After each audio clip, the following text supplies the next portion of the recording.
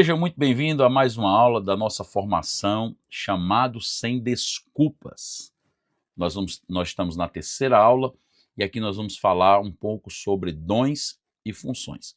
Lembrando que no nosso encontro semanal é que nós vamos tirar todas as suas dúvidas. Então aqui é um conhecimento basilar, é um conhecimento básico para que você possa assim despertar o dom de Deus que há em você. Então já prepara aquele copinho de café, já prepara aquela água, papel e caneta na mão para você colocar tudo aí, anotar os textos e lógico que você vai poder assistir essa aula quantas vezes você quiser, mas o nosso objetivo é que você tire as suas dúvidas nos nossos encontros ao vivo.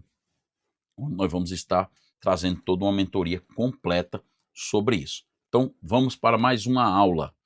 Quando nós falamos sobre dons e funções, nós temos que entender o seguinte: você não precisa de um cargo, você precisa funcionar. Bota isso na sua cabeça, escreva isso no lugar. Você não precisa de um cargo, você precisa funcionar. E aí, você está funcionando no reino de Deus? Você está funcionando na igreja? Você está funcionando no setor onde você trabalha?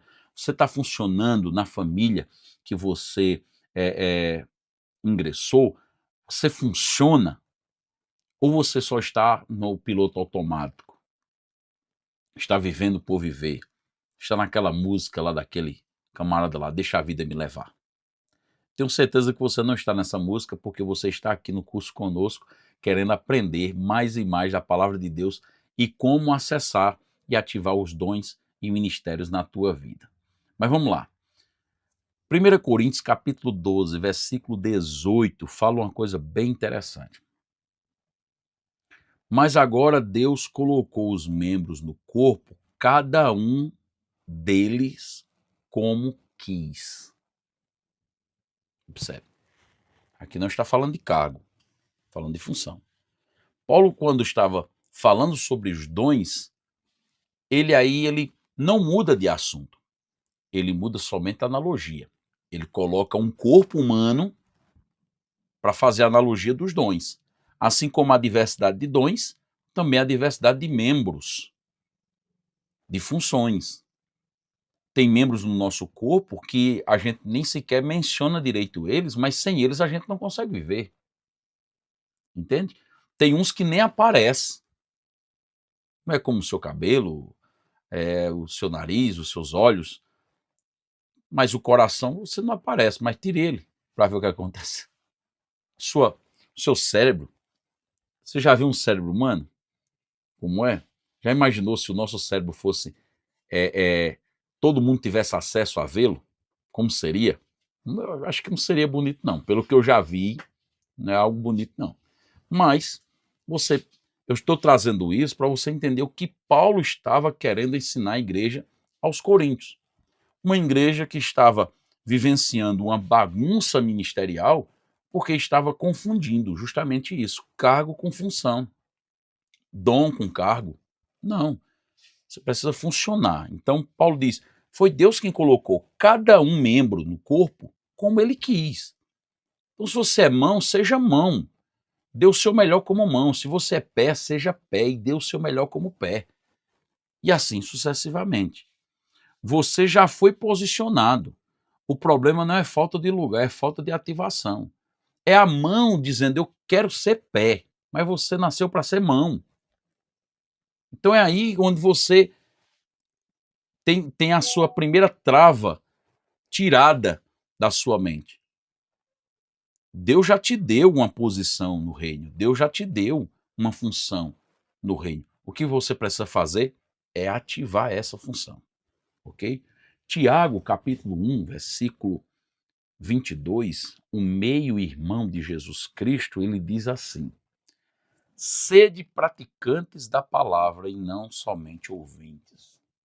Então, o que adianta? Um curso como esse, preparamos muitos anos estudando sobre esse tema para compartilhar com você, e eu vim aqui somente trazer um conhecimento teórico. Não, não faz sentido. Primeiro que o conhecimento ele está sendo teórico nas aulas gravadas, nos nossos encontros, nós vamos estar trazendo a teoria, porém, se você não colocar em prática, nada adianta. Nada adianta. Então, decida a partir de agora. Esse não é mais um curso, é uma formação. E como sendo formação, eu quero mudança de vida, mudança de atitude, mudança de mentalidade. Ok? Então vamos lá. O que são dons? O primeiro ponto é esse. Talvez você já saiba, mas deixa eu te explicar de outra forma. Segundo 1 Coríntios capítulo 12, versículo 4, há diversidade de dons, mas o Espírito é o mesmo.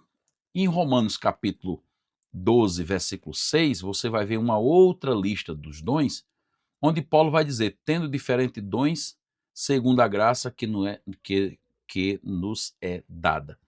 Então, Paulo vai mostrar algumas listas de dons, mas em todas elas, tanto em 1 Coríntios, quanto em Romanos, quanto em Efésios, capítulo 4, você vai ver que dons são capacitações espirituais, liberados pelo Espírito Santo, para a edificação do corpo.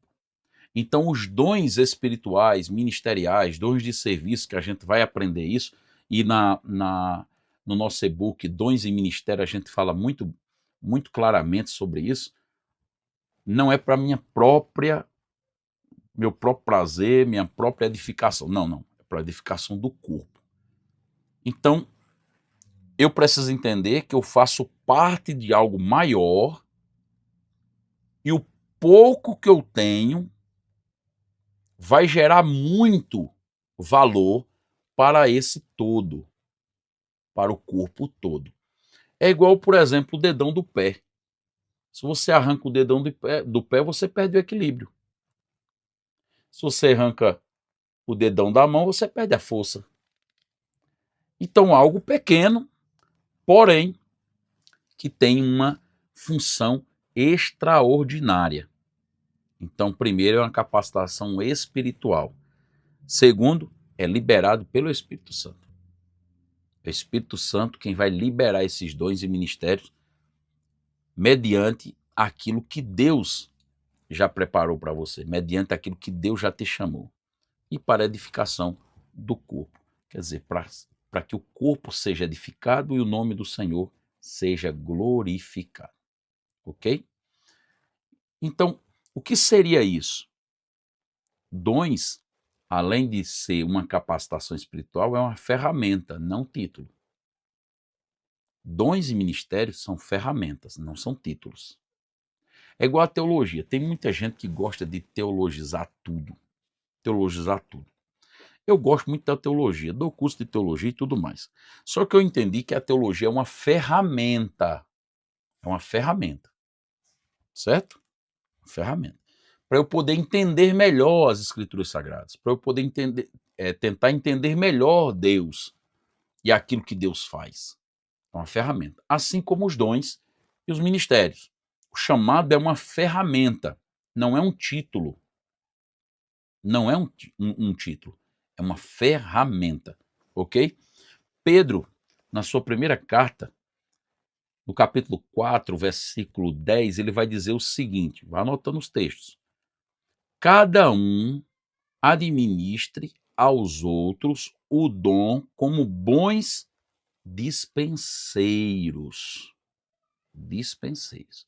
O que é ser um bom dispenseiro? Primeiro a gente precisa entender o que é um dispenseiro. Dispenseiro é um administrador, é um mordomo, é um gerente, certo? Encarregado de cuidar dos bens, recursos ou da casa de outra pessoa, geralmente do seu senhor. Então, observe. Pedro está dizendo que nós somos dispenseiros. Então, o dom é nosso? Não. O ministério é nosso? Não. O chamado é nosso? Não. Nós só estamos administrando ele para a edificação do corpo, a edificação da igreja, para que o nome do Senhor seja glorificado. Dom não é status, é responsabilidade, ok?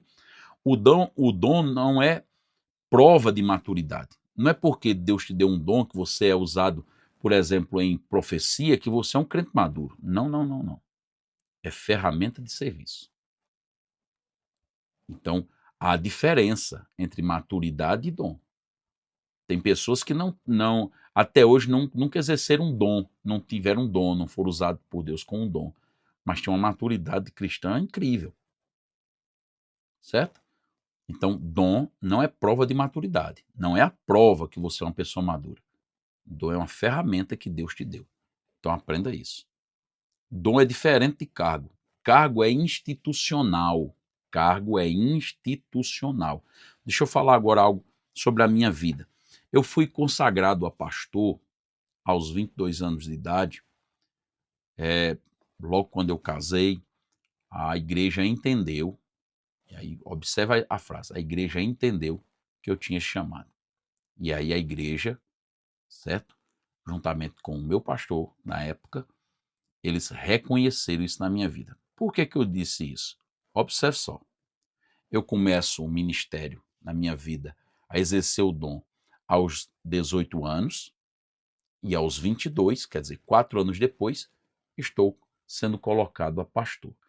Porque eu aprendi que cargo é institucional, reconhecimento humano, estrutura organizada. Então eu aprendi que a função, o cargo pastor, é um cargo institucional, que eu preciso ser reconhecido pela igreja, preciso ser reconhecido pelo meu pastor local, é, meu pastor estadual, certo? Da minha convenção estadual e depois da convenção geral, que é assim que funciona nas Assembleias de Deus. Ok? Porém, quando nós falamos de dons e ministério, de chamado, e entendemos que é uma ativação divina, é uma função no corpo, eu não preciso do título de pastor para servir como pastor. Eu não preciso do título de evangelista para exercer a função de evangelista. Eu não preciso ser reconhecido como mestre da palavra para exercer essa função. Não preciso. O que eu preciso fazer é ir, é cumprir. Então, aqui entra uma trava gigantesca na vida de muita gente. Esperar o reconhecimento para depois ativar o seu dom. Não.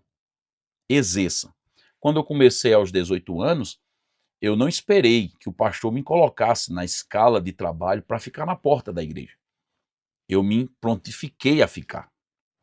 Eu não esperei de maneira nenhuma o pastor me convidar para trazer um estudo para os jovens. Não. Eu ganhei essa Bíblia que eu uso até hoje, essa Bíblia de estudo pentecostal, e peguei os estudos da Bíblia e fui estudá-los. E aí chamei os jovens, com a permissão do pastor, lógico, e apliquei aqueles estudos. Eu não tinha conhecimento, eu não tinha livro teológico, o único livro teológico que eu tinha era uma mini enciclopédia, pequena enciclopédia Orlando Boyer, e a Bíblia de Estudo Pentecostal. E fiz. Eu não esperei o pastor dizer, o Joaquim que vai dirigir o culto. Não. Se o pastor não chegava na hora do culto, eu já chegava lá e dizia, eu posso começar o culto, irmão? Começa aí enquanto o pastor não chega. E ia começando o culto. E isso foi gerando na comunidade cristã uma percepção. Ora, o Joaquim ele está cumprindo. Ele está cumprindo. Pela misericórdia de Deus, pastoreei a igreja em São Paulo, sendo supervisionado por um pastor congregacional, de uma congregação, e era interessante isso, porque eu estava pastoreando sobre o pastoreio dele, mas eu era solteiro, e aquelas demandas era eu que estava cumprindo. Então, eu exerci primeiro a função para depois ser reconhecido. Aí alguém diz assim, não, Joaquim, foi muito rápido. Teve pessoas que falaram isso. Teve pessoas que chegaram para o meu pai e disseram, como é que você, sendo presbítero, tem um filho que está sendo consagrado a pastor? Não faz sentido, segundo a visão dessa pessoa. Só que essa pessoa não entendeu que eu não estava atrás de título. Eu cumpri a função. A igreja reconheceu, juntamente com o meu pastor, no caso, o cargo institucional. Ele reconheceu, mas eu já praticava aquilo há muito tempo. Entende? Então, essa é a base, é a diferença de dom e cargo. De você ter um chamado de Deus, um propósito de Deus, e você está atrás de um cargo. Então, se você está atrás de um cargo, por favor, aqui não é lugar para você. Você precisa buscar, aqui nós estamos querendo destravar em você o dom que há em você. Fazer com que você desenvolva esse dom, fazer com que você destrave isso, fazer com que você exerça o dom. E aí sim, Deus te recompensará. Ok? Então, qual é a base bíblica para isso? Efésios capítulo 4, versículo 11 e 12, que ele diz assim, vamos ler o texto, vamos para o texto. Efésios 4, 11 e 12. Olha só. E ele mesmo deu uns para apóstolo, e outros para profeta, e outros para evangelista, e outros para doutores e pastores e doutores, querendo o aperfeiçoamento dos santos para a obra do ministério, para a edificação do corpo de Cristo. Observe que aqui não é cargo, aqui é função. Ele está dizendo, eu estou colocando cada um em uma função dessa, vão desempenhar essa função para o bom andamento do ministério. Porque quando eu estou atrás de cargo, que eu sou reconhecido na igreja como evangelista, eu digo, não, agora eu tenho que ser pastor. Ah, eu sou agora porteiro da igreja. Não, eu tenho que ser diácono. Não, eu tenho que ser líder de departamento. Não, oxe, que é isso? Eu preciso ser professor de escola dominical. Não, eu preciso ser... Não, peraí. Quando eu exerço a função é diferente. Eu estou exercendo a função, o corpo vai sendo edificado, o corpo de Cristo vai sendo edificado, a obra do ministério vai sendo aperfeiçoado, certo? Querendo aperfeiçoamento dos santos, até que todos chegamos à unidade da fé e ao conhecimento do Filho de Deus. Então, é nisso aí que a gente muda. Eu alcancei de forma rápida o cargo institucional, porque durante 4 anos, lógico, foi muito mais depois, o peso começou depois do cargo, mas durante esses 4 anos eu me lancei de cabeça, eu me entreguei por completo ao chamado, ao ponto de abrir mão de benefícios, abrir mão de coisas, certo? Porque eu queria vivenciar aquilo. Então você não está falando com alguém, você não está ouvindo alguém aqui que caiu de paraquedas. Eu me lembro do dia que eu vi o pastor precisando de ajuda e eu abri mão do meu emprego e fui ajudá-lo. Lógico, eu não estou falando isso aqui para você fazer o mesmo. Não estou dizendo isso. Eu estou dizendo que eu fiz isso para que a igreja crescesse, para que o corpo de Cristo fosse edificado. Não para o meu próprio benefício ou para que fosse chamado como alguém que... Não, só estou dizendo isso para que você entenda.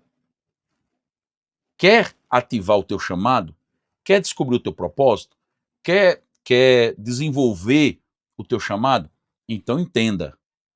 Para de buscar cargo, para de buscar reconhecimento e faça a obra de Deus. Ok? Você pode ter dom de ensino sem ser professor oficial. Certo? Entenda isso. Você pode ter o dom de evangelista sem ser o evangelista ordenado. Pega uma caixa de som e vá pregar a palavra, rapaz. É desse jeito que funciona. E você vai ver Deus agindo na sua vida. Atos dos Apóstolos, capítulo 6, versículo 3. Atos dos Apóstolos 6, 3 vai dizer algo interessante. Escolhei homens cheios do Espírito Santo e de sabedoria. Quando vão escolher os diáconos, em Atos dos Apóstolos, capítulo 6, a questão deles é, vamos escolher alguém que exerça. Vamos escolher alguém que já seja, para que a gente possa reconhecer o chamado dele. É o que Paulo também usa lá em 1 Timóteo, capítulo 3, se não me falha a memória, quando ele diz assim, olha, quem deseja o episcopato, quer ver? É isso mesmo. Quem deseja o episcopato, excelente obra deseja. Convém, pois, que o bispo seja. Então, Paulo coloca as características do bispo, do presbítero, antes da consagração. Então, ele sendo tudo que está nessa lista, ele está aprovado para ser reconhecido. Ok? Então, como identificar os seus dons? Então, vamos mudar aqui um pouco do assunto e vamos agora para como identificar os seus dons. Aqui o negócio fica mais profundo, então pega aí papel e caneta na mão para você não esquecer nada. Primeiro, facilidade. Primeira coisa é essa. Tem pessoas que nasceram com a facilidade para fazer algumas coisas que outros não nasceram com a mesma facilidade. Por exemplo, um colérico. Ele nasceu com a facilidade para liderar. Isso é uma facilidade do colérico. Um melancólico, para liderar, haja trabalho. Haja trabalho. Vai ter muito esforço. Pode até liderar. Mas é algo do colérico. Certo?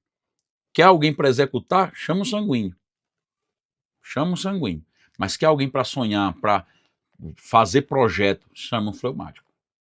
Então, tudo isso vai mostrando que Deus já colocou em cada um de nós ferramentas que vão sendo como luz no meio do caminho, mostrando a direção que nós devemos tomar. Então, primeiro, facilidade. A Bíblia diz que Deus manda chamar Bezalel, Êxodo capítulo 31, e ali o Espírito enche ele de habilidade para fazer coisas que outros não faziam. Segundo as tradições mais antigas, concernente a essa passagem, nós vamos ver que eles começaram a esculpir placas de ouro em 3D no deserto. No deserto. E eu sempre penso, eu digo, rapaz, como é que foi um negócio desse? Aí eu me lembrei de meu pai. Meu pai, ele foi demitido, a empresa que ele trabalhava foi vendida, então demitiu todo mundo. Meu pai tentou o comércio, mas as coisas não estavam dando certo para o comércio. Ele fez uma oração a Deus. Meu pai é um homem de muita fé. E orando, ele disse, Senhor, me mostra o que é que eu devo fazer. E Deus mostrou para ele em visão, ele fazendo um portão, mostrando como seria o modelo do portão, o que é que ele iria fazer. E a partir daí ele disse, Senhor, eu não tenho condição, então abre a porta para que eu possa adquirir as coisas, e começou a aparecer oportunidades. Meu pai já sabia soldar, nós somos a 4ª geração já de ferreiro, né? Vamos dizer assim, formação herdada. Então meu pai já sabia soldar, já sabia fazer muitas coisas, mas nunca tinha feito um portão. E aí foi quando de repente surgiu a oportunidade. Alguém disse, eu preciso de um portão, tu faz? Ele disse, eu faço. Comprou o material, estudou um pouco, foi atrás como é que faz essas esquadrilhas. Mas aí tem um detalhe, e aquele modelo que Deus deu para ele? Então, meu pai tem uma habilidade que a gente sabe que é Deus. Como assim, pastor Joaquim? Meu pai criou o molde. Ele criou o molde para fazer o modelo. Eu não consigo, porque esse não é o meu chamado. Mas ele criou o molde, inventou um molde. E a partir desse molde fez outros moldes e começou a fazer os portões aqui, aqueles portões bem trabalhados, e Deus deu para ele aquilo.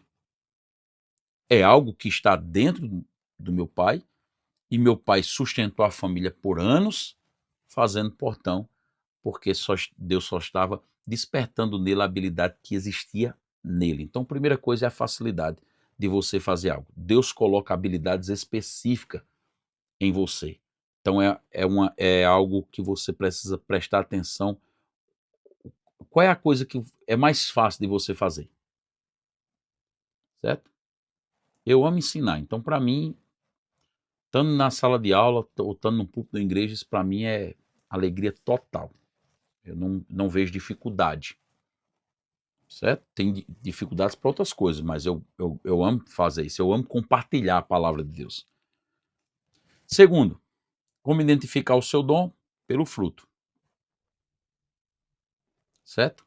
Pelos frutos os conhecereis. Jesus falou isso em Mateus capítulo 7, versículo 16. João 15, 8, ele disse, nisto é glorificado meu Pai, que deis muitos frutos. Então, peraí, se você tem uma habilidade e essa habilidade não produz frutos bons, então isso não é para você. Isso não é o chamado de Deus. O chamado está sendo corrompido, está sendo distorcido. Tem que ter resultado. Dom verdadeiro gera resultado. Gera resultado. Certo? Depois de muitos anos de estudo, estou gerando resultado. Estou pegando as habilidades que Deus me deu e compartilhando. Isso é resultado. Certo? Muitas pessoas já foram tocadas através desse resultado. Então, o segundo motivo é o fruto. Terceiro, a confirmação. Como assim? Aí existe a confirmação pela palavra, a confirmação pela liderança e a confirmação pelo Espírito. Deus já te deu a palavra. Isso despertou em você. A sua liderança tem reconhecido isso através do que você tem feito. E o Espírito Santo, através de revelações, através de profecias, através de sonhos, através de incômodo no teu coração para realizar tal obra, já está confirmando em você aquilo que Deus quer que você faça. Não despreze o dom que há em ti. 1 Timóteo capítulo 4, versículo 14. Paulo dizendo ao seu filho amado Timóteo, não despreze o dom que há em ti. Não despreze o dom. Atos Apóstolos capítulo 3, versículo 2. O Espírito Santo disse. Separa aí para mim. Foi ele que disse. Então, há uma confirmação. Quando você começa a fazer, vai vir dificuldades? Vai vir. Mas essa confirmação está dentro de você. O Espírito Santo vai confirmando que você está fazendo aquilo que Deus quer que você faça. Aí a liderança confirma isso e a palavra de Deus vai confirmando. Agora, tudo que está contra a palavra, pode ter certeza que isso não vem de Deus. Dom se revela na prática, se confirma no fruto e se sustenta no espírito. Ok? Então, como é que eu posso descobrir mais sobre os dons através da neurociência?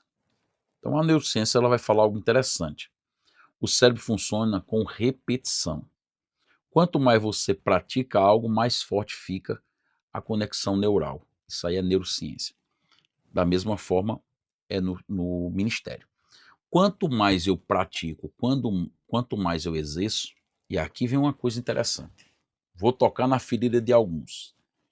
Tem gente que até começou, fez o projeto, rapaz, isso aqui é bonitinho, mas tô fazendo, olha, fiz a caixinha aqui, pronto, fiz essa, acabou-se, fiz, deixa pra lá.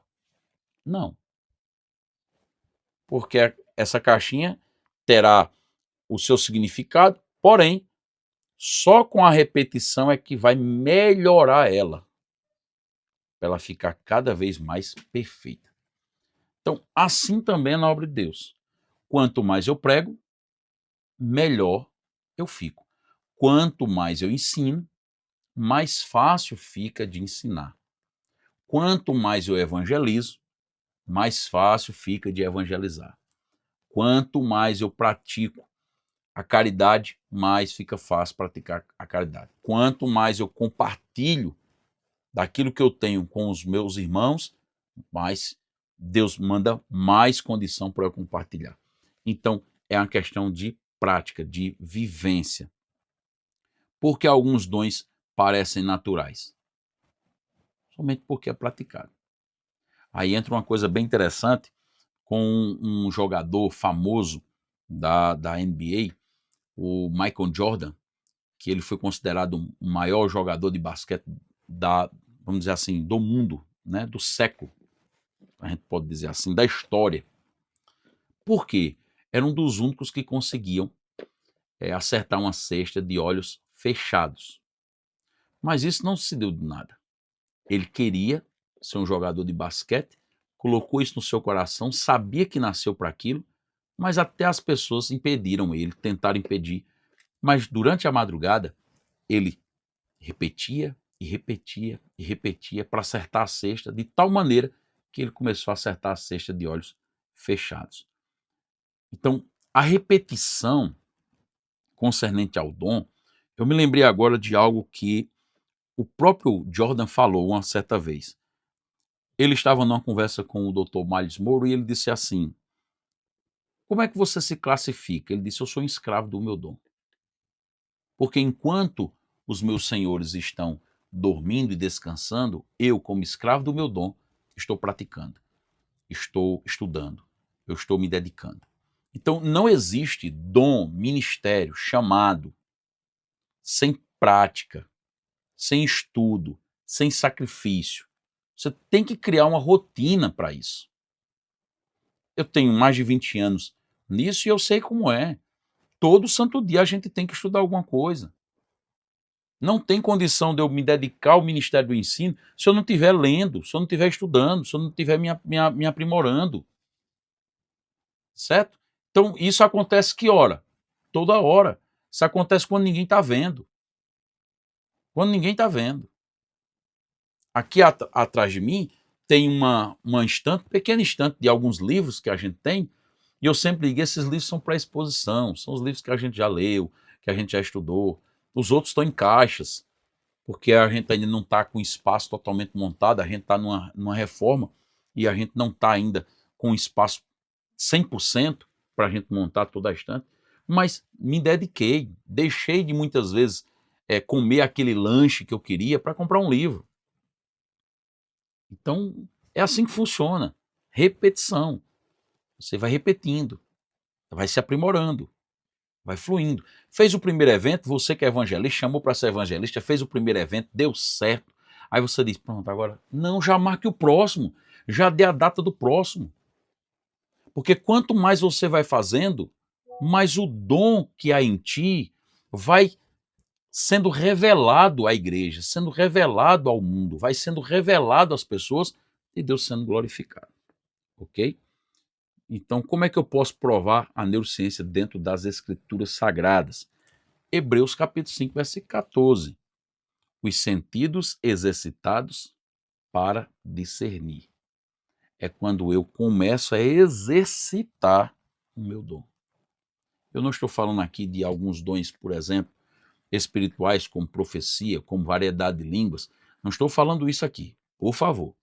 Isso aí é dons espirituais dado pelo Espírito Santo. Porém, toda vez que eu deixo o Espírito Santo trabalhar através de mim, me usar com os dons espirituais, obviamente, cada vez mais vai ficando mais fácil de eu comunicar aquela verdade. Vai ficando mais fácil. Tem uma frase, vou citar de novo meu pai, que ele diz que é até engraçada. Uma vez eu perguntando para ele, eu disse, papai, sobre a questão dos dons de fé, de cura, e aí, a gente vai, se Deus não fizer, a gente bota a mão e se Deus não operar. Ele diz assim, o problema não é seu, o problema é de quem enviou. A sua função é fazer, é ir. Se Deus não fez, então é ele quem tem que responder, não sou eu. Então, é para mostrar que é no exercício. E eu já vi meu pai sendo usado de tantas maneiras que eu até já tive coragem também de dizer, não, eu vou lá e vou colocar a mão e eu vou ver o milagre acontecendo. E vi o milagre acontecendo. E eu disse, meu Deus, como é que pode? Porque tem homens, tanto nas escrituras sagradas quanto na modernidade, que são usados em curas. São usados de forma assim extraordinária. Mas são homens que vão buscando e toda vez que tem uma oportunidade para orar por isso, eles vão orar. Eles estão repetindo o dom. Eles estão buscando, dizendo, Deus, me usa com o dom que o Senhor disse que o Senhor me deu. Eu quero ser usado.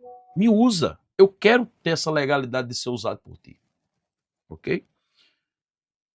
Então, primeira coisa, repetição. Segunda questão, a zona de ativação. Quando eu chamo de zona de ativação, eu estou falando quando você opera no seu dom. Quer dizer, há uma energia, há mais clareza, há mais constância, certo? Dentro da minha tese, uma das minhas teses que eu escrevi para a faculdade sobre dons e ministérios, que é onde nasceu o livro Dons e Ministérios, tem uma coisa que eu aprendi. Tem uma coisa que eu aprendi. O Senhor não deu dons específicos, quando se fala lá em 1 Coríntios capítulo 12, ele não deu dons específicos para cada pessoa. Você é usado com o dom de profecia, então, pronto, você agora é profeta. Não é assim. O dom é segundo a necessidade da igreja.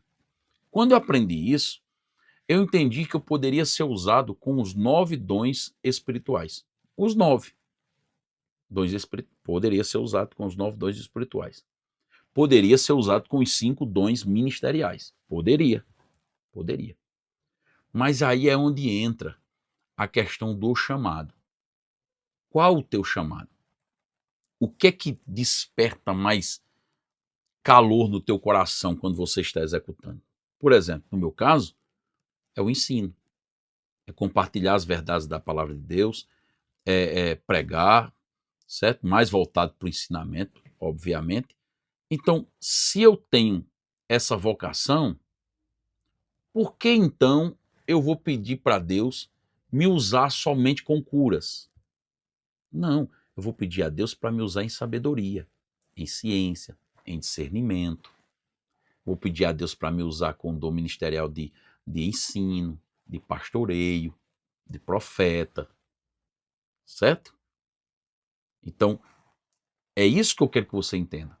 Quando você entende qual é a zona da sua ativação, quer dizer, o seu chamado de fato, é para administrar. Então, qual o dom que eu quero que Deus me use? Não, eu quero que Deus me use em línguas espirituais. Não. Ele pode te usar? Pode.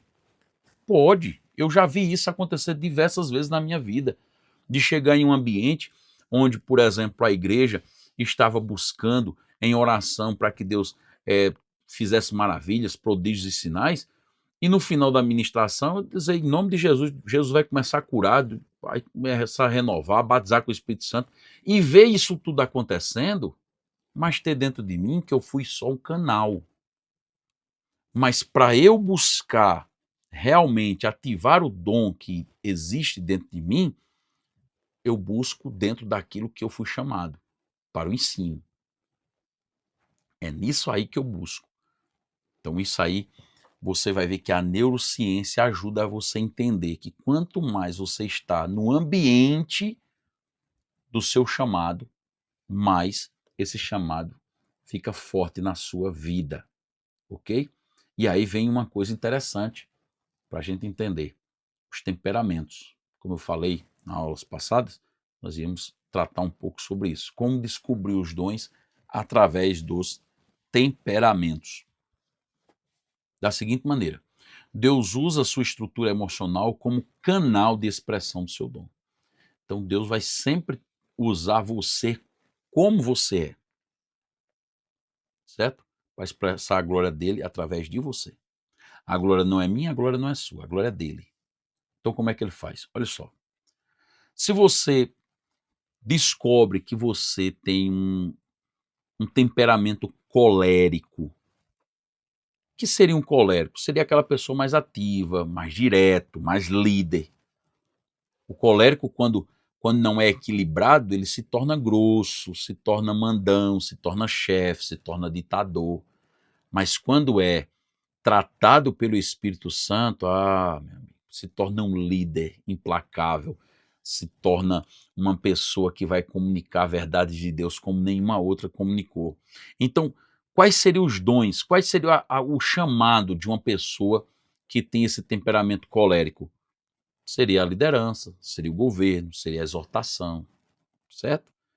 Neemias, por exemplo, ele tinha essa característica colérica, porque ele era de ação, de decisão. Paulo era também colérico, ele tinha intensidade missionária. Paulo ele não queria saber de nada, ele ia para cima mesmo e vida que segue, isso é o colérico. Lembrando que nós temos 4 temperamentos dentro de nós, esses 4 temperamentos, tá o colérico, sanguíneo, fleumático e melancólico. E todos nós temos os 4. Porém, dos 4, sempre se destaca 2. Desses 2 que se destaca, um será sempre maior do que o outro. Então, esse maior é quem vai dizer se você é colérico, sanguíneo, fleumático ou melancólico. Mas sempre esses 2 vão estar acompanhando você para trazer equilíbrio. Equilíbrio, ok? Não quero dizer aqui que um fleumático não pode ser um líder, que um melancólico não pode ser um líder. Não quero dizer isso. Eu estou dizendo que de forma natural, Deus já colocou em você esse temperamento para dizer: você nasceu para isso, como colérico, liderança, governo e exortação, certo? O risco do colérico é ser autoritário. E aí é quando isso acontece, você sabe que essa pessoa não está sendo guiada pelo Espírito Santo. Mas qual é o ajuste para isso? O fruto do Espírito sendo praticado vai trazer equilíbrio para o colérico. Já uma pessoa que é sanguínea, sim, e a gente, dentro do nosso material aí sobre temperamento, dons e ministério, tem um teste. E também é fácil você fazer esse teste na internet também e descobrir qual é o seu temperamento, ok? O sanguíneo, ele já é comunicativo, é expansivo. É aquela pessoa que chega e ele domina todo o ambiente. Tá todo mundo triste, ele consegue fazer todo mundo rir. É uma pessoa expansiva, comunicativa, conversa com todos, falam com todos, é fácil de fazer amizade. Uma pessoa dessa tem uma tendência ao evangelismo, à comunicação, à influência. Então, se eu fosse associar isso aos dons ministeriais, seria um evangelista, seria um profeta, certo? Aquela pessoa que vai conseguir influenciar todos que estão à sua volta. Pedro, por exemplo, ele era sanguíneo. Qual é o problema do sanguíneo? É a instabilidade. Assim como Pedro, tinha uma ousadia para falar, para fazer e tal, e aquela coisa, mas ao mesmo tempo se encovardava em algumas questões. E aí, qual é o ajuste para isso?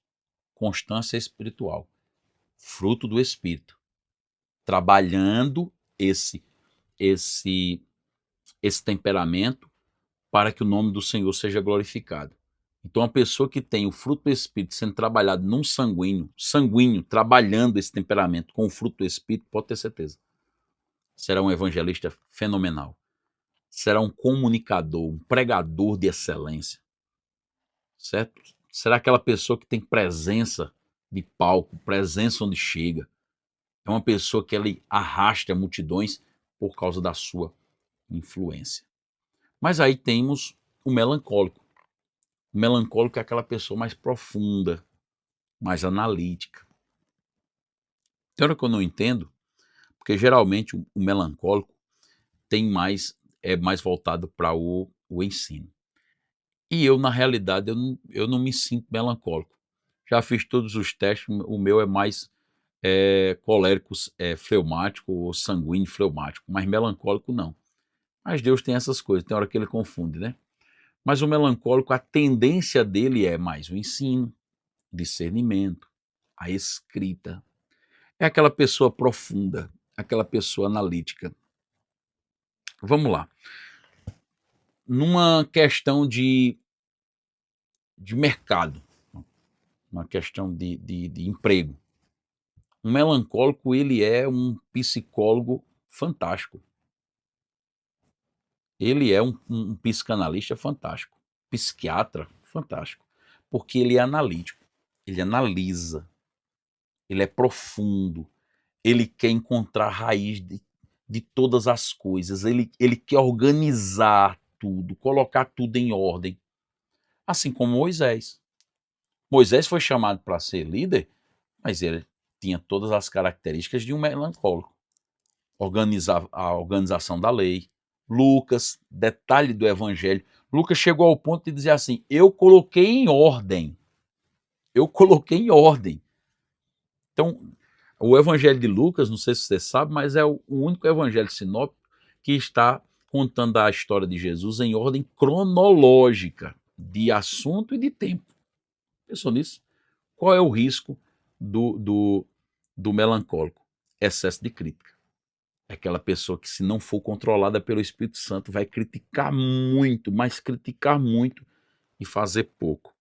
Mas aí qual é o ajuste? A graça. O Espírito Santo trabalhando nele o fruto, a temperança, o gozo, a alegria, a bondade, a benignidade.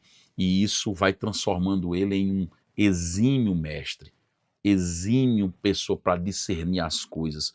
O melancólico ele é bom para ser um detetive. O melancólico ele é bom para ser um pastor, porque ele vai apacentar, vai ser profundo na reflexão, certo? Um apóstolo, né? Um mestre, enfim. Eu só estou dando aqui dicas para que você entenda onde nós queremos chegar na nossa aula prática, certo? Nosso encontro semanal. E aí vem o fleumático. O fleumático é calmo, estável. Ele é calmo demais. O fleumático está a bomba explodindo tudo, está na maior guerra do mundo e ele está dormindo. Tá nem aí. Por dentro ele está agitadíssimo, mas por fora é aquela serenidade. Aquela pessoa que é o oposto da paciência.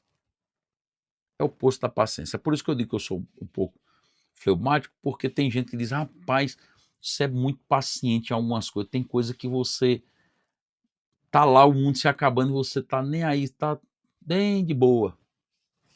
Na realidade é justamente isso.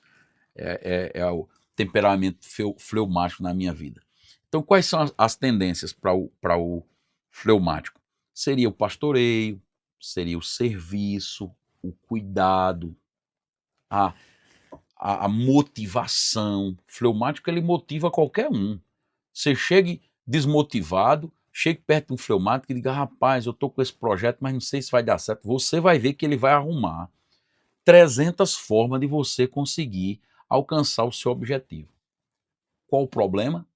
É que a passividade no fleumático pode se transformar em um risco, por ele ter muitas ideias, mas por causa dessa passividade, não executar poucas. E aí, para quê? O que é que precisa ajustar no fleumático? O Espírito Santo ativando nele, certo? Fazendo com que ele se levante. É o Espírito Santo. Por exemplo, Barnabé. Barnabé era fleumático. É um encorajador. Barnabé, no capítulo 4, versículo 36 de Atos dos Apóstolos, ele vai encorajar. Era a pessoa que vai trazer equilíbrio para as partes. Está lá o colérico gritando, o sanguíneo querendo resolver tudo, o melancólico criticando, chega o fleumático dizendo, peraí, gente, calma, não é assim não, vamos olhar de outra forma, vamos acalmar os ânimos.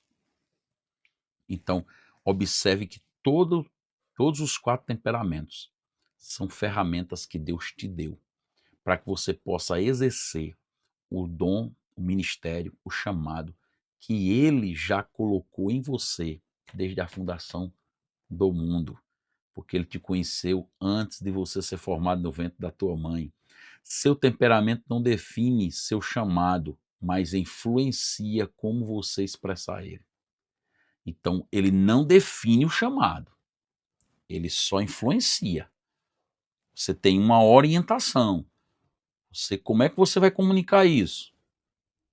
Tenho certeza que se fosse um melancólico aqui no meu lugar, ele ia trazer detalhes e mais detalhes e mais detalhes. Eu estou tentando ser o mais prático possível e a aula já está passando já do limite, certo? E por último, para a gente ir encerrando essa aula, comece pequeno. Tem uma coisa que tem muita gente que está travando no ministério, é esperar o momento certo, a hora certa, estar grande, estar já com dinheiro, já com condição, já com estrutura, já com tudo perfeito.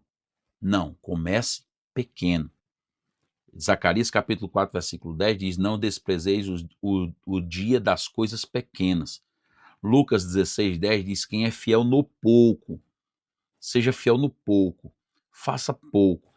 Eu tenho vontade de evangelizar multidões. Comece a evangelizar uma pessoa, depois passe para 2, depois você faz um culto na casa de alguém, depois você faz um culto relâmpago numa praça, depois você organiza uma cruzada no seu bairro, quando de repente você está fazendo uma cruzada no estado, no país. Todos começaram de forma pequena.